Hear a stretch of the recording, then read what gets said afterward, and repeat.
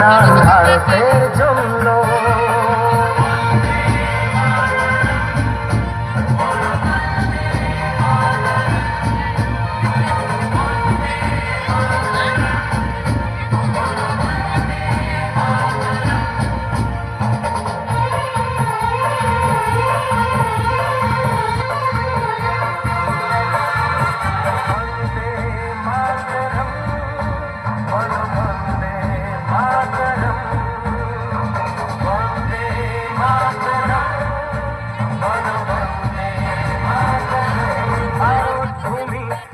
জন্মভূমি